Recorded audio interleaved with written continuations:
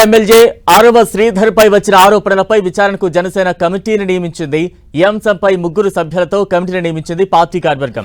అటు 7 రోజుల్లోగా కమిటీ ముందు విచారణకు హాజరై వివరాలు ఇవ్వాలని ఎమ్మెల్యే ఆరవ శ్రీధర్ ను పార్టీ ఆదేశించింది.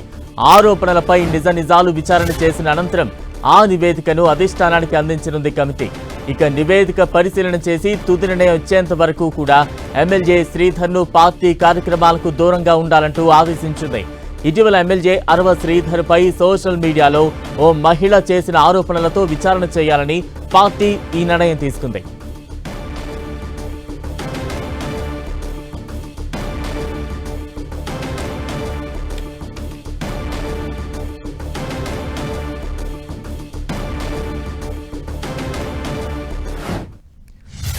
బ్రేకింగ్ న్యూస్ చూస్తూ ఉన్నాం. రైల్వే కోడూరు ఎమ్మెల్యే ఆరవ శ్రీధర్ పై వచ్చిన ఆరోపణలకు సంబంధించి విచారణకు జనసేన కమిటీని నియమించింది. ఈ అంశంపై 3 సభ్యులతో కమిటీని నియమించింది పార్టీ కార్యవర్గం. 7 రోజుల్లోగా కమిటీ ముందు విచారణకు హాజరై వివరాలు ఇవ్వాలంటూ ఎమ్మెల్యే ఆరవ శ్రీధర్ ను పార్టీ ఆదేశించింది. ఇక తాజా అప్డేట్స్ అందించేందుకు మా ప్రతినిధి దుర్గా సిద్ధంగా ఉన్నారు. దుర్గా,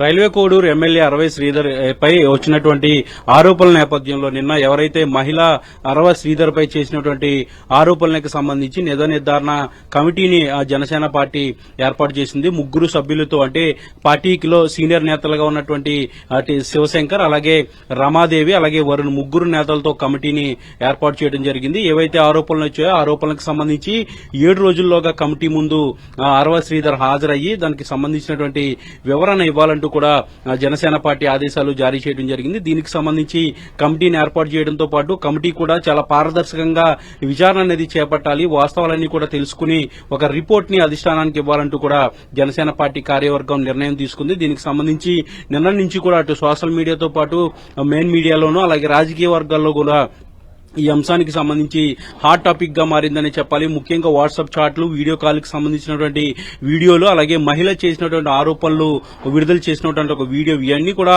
సోషల్ మీడియాలో హల్చల్ గా మారింది. కాబట్టి రాజకీయ వర్గాల్లో కూడా చాలా సీరియస్ టాపిక్ గా మారింది. అటు మహిళా కమిషన్ కూడా దీనిపైన సీరియస్ అయింది.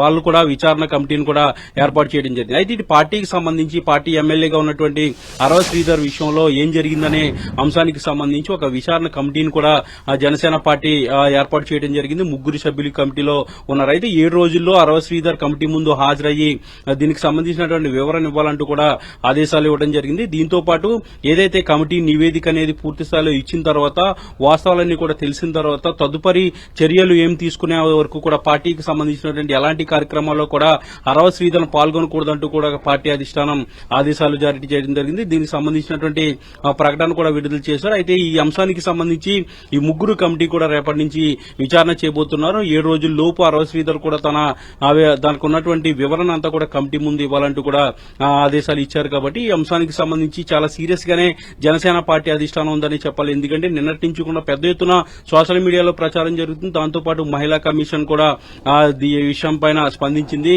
ఇటు ప్రతిపక్ష పార్టీగా ఉన్నటువంటి వైసీపీ కూడా ఆరోపణలు చేస్తున్నటువంటి నేపథ్యం, ముఖ్యంగా మహిళకు జరిగింది అన్యాయం అంటూ కూడా వాళ్ళు కూడా చేస్తున్నటువంటి ఆరోపణల నేపథ్యంలో ఈ మొత్తం వ్యవహారంలో అసలు ఏం జరిగిందనే దానికి సంబంధించి నిజ నిర్ధారణ కమిటీ అయితే జనసేన పార్టీ ఏర్పాటు చేసింది. అయితే కమిటీ రిపోర్ట్ వచ్చే వరకు కూడా ఎమ్మెల్యే శ్రీధర్ ఎక్కడా కూడా పార్టీకి సంబంధించినటువంటి కార్యక్రమాల్లో పాల్గొనొద్దంటూ కూడా ఆదేశాలు ఇవ్వడంతో ప్రాథమికంగా చర్యలు తీసుకుంది జనసేన పార్టీ అనే మనం ప్రధానంగా చెప్పొచ్చు.